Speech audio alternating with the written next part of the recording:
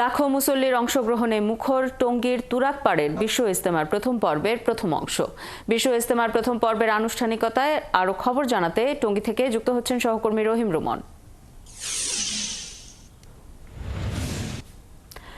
রুমন, সকালবেলায় যে বয়ান হয়েছে, বয়ানে কি কি বিষয় গুরুত্ব পেয়েছে, মুসল্লিরা কি বলছেন?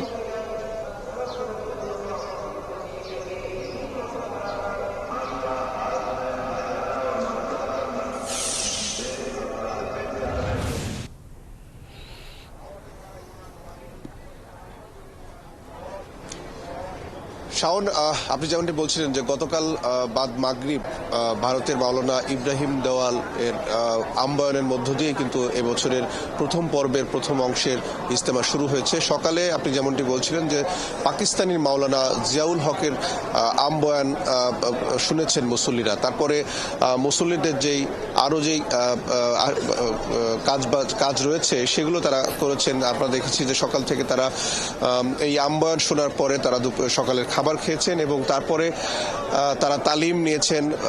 তাদের যেই নিজস্ব যেই টিম থাকে সেই টিম ওয়াইজ তারা তালিম নিয়েছেন। এছাড়া আপনাকে একটু জানিয়ে রাখি যে আজকে যেহেতু জুমার নামাজ, সেই জুমার নামাজকে কেন্দ্র করে ঢাকা, গাজীপুর, নারায়ণগঞ্জ সহ আশপাশের এলাকা থেকে প্রচুর মানুষ কিন্তু যতই বেলা বাড়ছে ততই তারা এই ইজতেমা ময়দান কেন্দ্রে কিন্তু তারা আসছেন।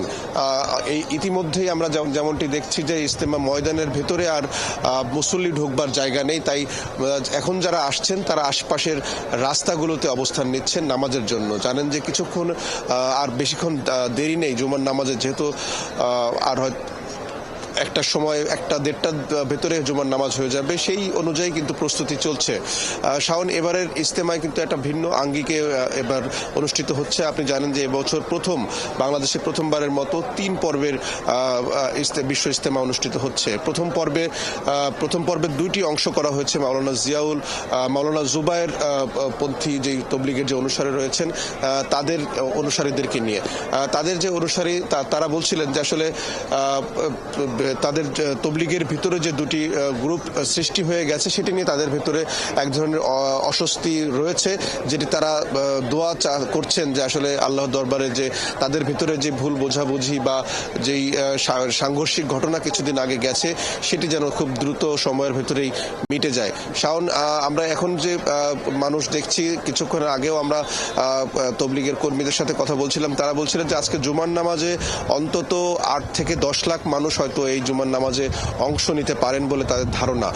এবারের ইজতেমা কেন্দ্র করে কিন্তু একটা বাড়তি আইন শৃঙ্খলা বাহিনীর একটি বাড়তি উপস্থিতি আমরা দেখছি, বাড়তি তৎপরতাও আমরা দেখছি।